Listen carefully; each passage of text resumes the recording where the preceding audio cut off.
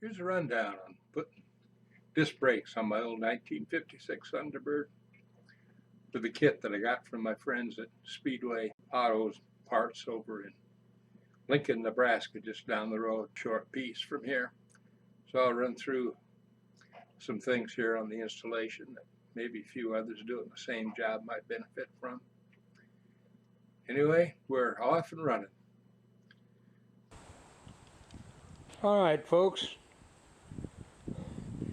Parts for the disc brakes on the front end of the 1956 Ford Thunderbird sitting up there on the hoist. Just arrived today, which is pretty cool because I just ordered them yesterday. And they got them out and UPS'd them over, and here they are already Friday morning. Those guys have made a fortune off me in the last 60 years. They're still in business because of me, probably. And here's another one. With tax, $481.30. Tied up in these things. So we'll unbox them here and see what we got. Well, we're partially unboxed. Here's what we have. We have a couple of brand new rotors and hubs for the front wheels. Brake caliper fixtures to mount the brake calipers on. Some hub mounting equipment here, new bearings, plenty of bolts, a lot of bolts, and the bearings, front wheel bearings need to be packed and put on. Hoses, brand new hoses for the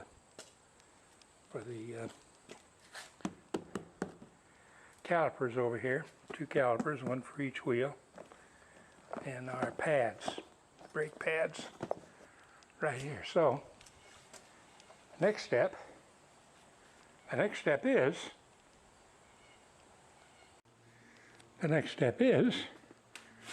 to bring the T-Bird down to working level here so we can jack up the front ends, set them on jack stands. And we'll take the wheels off and take the old brakes off, and we'll be ready to start with the new stuff. I lowered the car all the way to the ground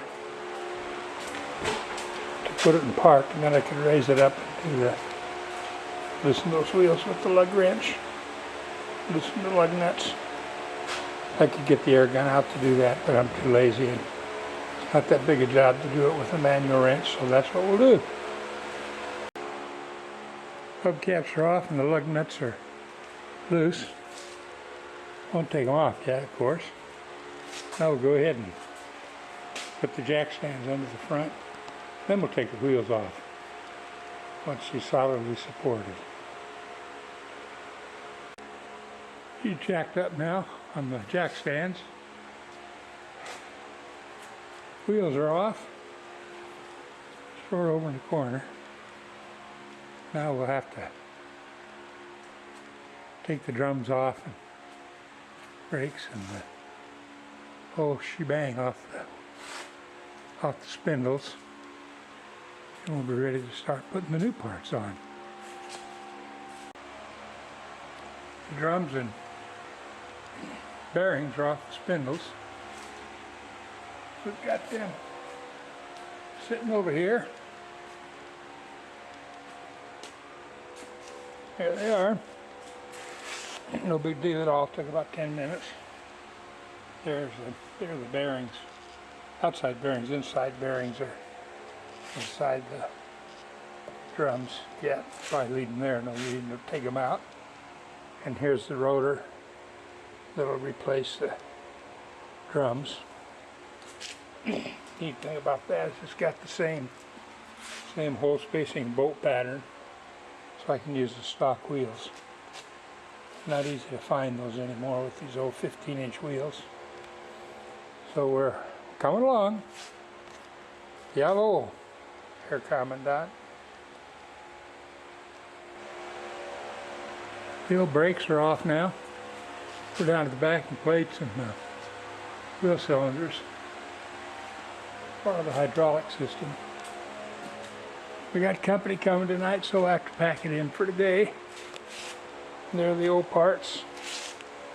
We'll keep them around. Anybody ever wants to put it back to original, they can probably get new brake shoes and put them all back together. I don't know why anybody'd want to do that.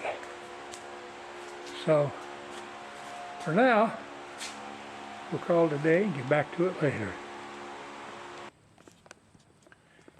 Here's a little tip for you. Hopefully this thing is focused. I can't see it from here. But on the back side of this back plate, you got 4 nuts to take off. 12 bolts have to come out in order to get it off, and they're different sizes. This one I think is about 11/16. But you'll notice there's a lot of crud built up here. There's 64 years of old grease caked on here, and you gotta scrape that off because this bolt has a cotter key running through the bolt and through one of those castle nuts, and you've got to get down there and get that.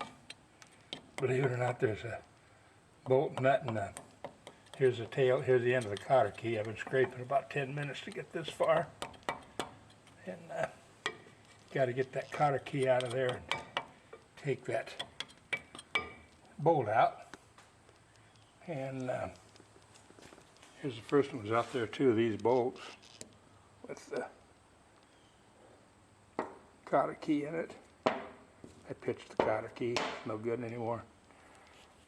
Probably never use this stuff again anyway. Obviously nobody's ever taken these off, and anybody else does this conversion on an original T-Bird will probably run into the same thing. So it's nice to know. The instructions just say take it off, and they don't tell you about this stuff, so that's a little tip for you. Something you got to watch out for. All right, we'll get her off of there and get back to you. You got to have plenty of light when you're doing this stuff. So use a couple of 500-watt halogens there to light up the premises. And we're busy scraping 64-year-old grease and dirt and grime right now to clean this thing up before we put it back together. Quite a job. Stuff is really caked and baked on, layer after layer. But we're scraping and using some of this foaming engine degreaser, which works pretty well on this, and little amounts of gasoline, which a fellow really shouldn't use for this, but it works. Helps get the major portion of it off anyway. Maybe it's not altogether that necessary to do it, but I think it needs a little bit of cleaning up. Won't get her all the way down, but we'll do the best we can. After a lot of scraping and scrubbing, that's about as clean as they're going to get. We'll go ahead and start putting this one together. We'll see what we got.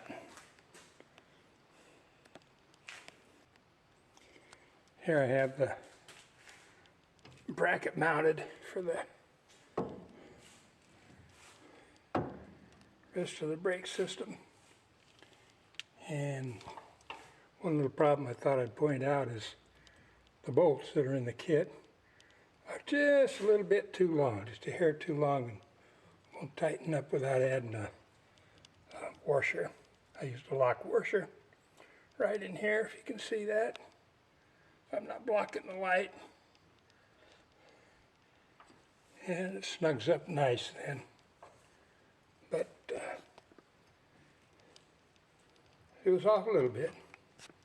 You expect some of that, I guess. Anyway, no big deal. It's on there like it's supposed to be. The new wheel bearings that came with the kit are installed, greased and installed as per kind of the regular procedure. We're ready to proceed now to put the calipers on. Looking pretty good so far, looking good. Cleaner than that old bird's been in a long time back there in that left front wheel area, that's for sure. Nothing else. Looks pretty good. Calipers are mounted. Hose is on, brake hose. Time to put the tires on. See what happens then. We got a little more plumbing to do with the lines here. But we're going to take the car down, pull the jack stands out, pull that middle section out so I can get at it from the other side. And I can raise the car back up again and be a little handier to get in there and mess around. Okay. Making progress.